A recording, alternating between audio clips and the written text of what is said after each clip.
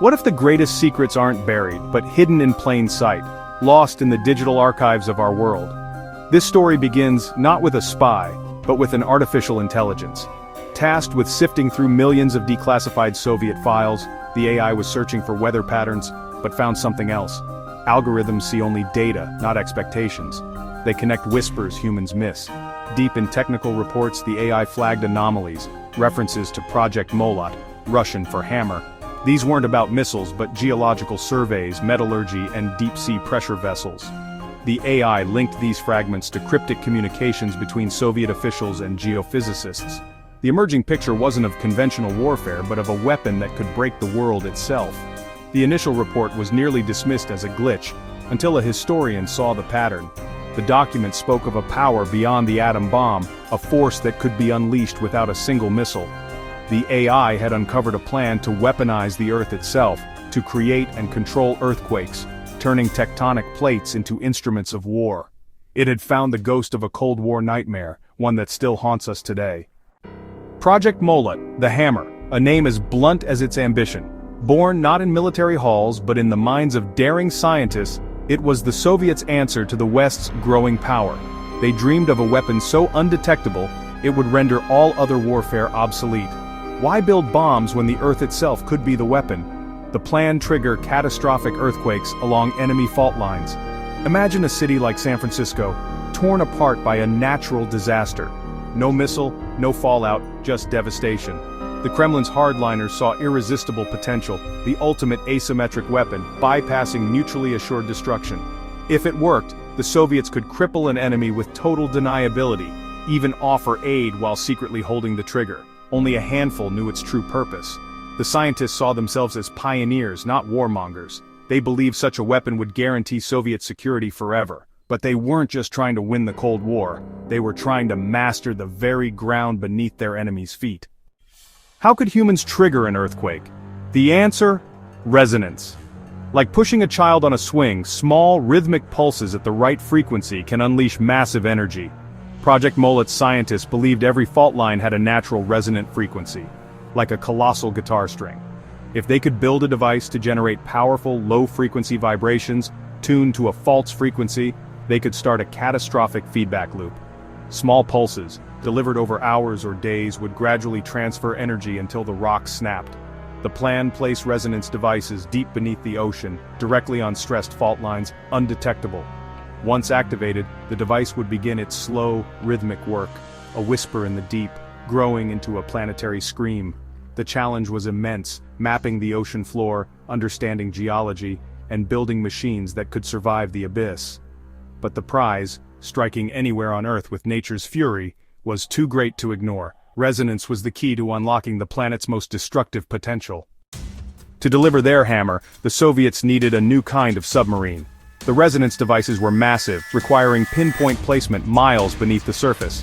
Enter the Akula Glubina, or Deep Shark class, part submarine, part deep-sea construction platform. With reinforced titanium hulls and nuclear reactors, these subs could prowl the ocean floor for months. Equipped with robotic arms, they carefully lowered resonance devices onto the seabed, anchoring them to tectonic plates. Crews were elite, the best submariners and geologists. Each device, a bus-sized cylinder, housed electromagnetic plates to generate low-frequency vibrations, tunable to any fault. Designed for remote activation, they could lie dormant for years, waiting for the command to begin their deadly hum. Built in secret at a remote Arctic yard, the project was disguised as deep-sea research. In the polar twilight, the Soviets forged the tools to unleash the planet's fury. By autumn 1983, Project Molot was ready for its first test. The site, a remote, stable fault in the Barents Sea. The goal, a minor, controlled tremor. The Deep Shark submarine K-429 placed a resonance device on the seabed and retreated. From a hidden command center, scientists activated the device. It began to hum, sending vibrations into the Earth. At first, all went as planned.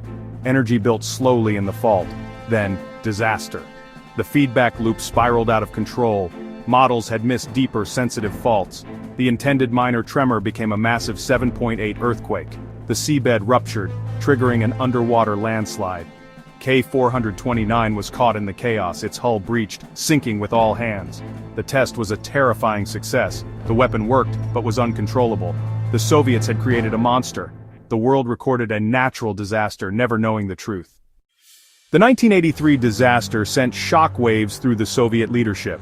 Their ultimate weapon was an untamable monster. The earthquake was recorded worldwide, but its remote location kept it a mystery. The loss of K-429 was covered up. Families were told it was a training accident. The Politburo acted swiftly. Project Molot was terminated and erased from history. All research was destroyed or buried in obscure archives. Scientists were reassigned, sworn to secrecy under threat. The Arctic base was dismantled, records scrubbed clean, but several resonance devices remained. Deep shark subs scuttled them in the Arctic's deepest trenches. The Soviets hoped their secret would stay buried forever. Today is August 11, 2025. The Cold War is history, but some secrets refuse to die. Declassified files uncovered by AI have revealed Project Molot's chilling story. The most terrifying part isn't in the past, it's what remains. The resonance devices were never recovered. They still lie scattered across the Arctic Ocean floor. We don't know their condition. Are they inert, or could shifting currents or decay trigger them by accident? This is Project Molot's legacy, a ticking time bomb with an unknown clock. The devices rest near the Mid-Atlantic Ridge, one of the world's most unstable fault lines.